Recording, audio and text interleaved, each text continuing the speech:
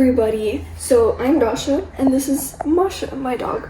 She is an 8-year-old Yorkie Terrier, and today we wanted to kind of discuss the perks and struggles of having a dog and just kind of like what our day-to-day routine looks like with her now that she's, you know, of age, and we know how it's like dealing with this type of dog, specifically a Yorkie Terrier. And she's gonna help us out with her little interview today, so I hope you guys enjoy the video. Okay. And right here we have the guest of honor herself. She decided to make an appearance today.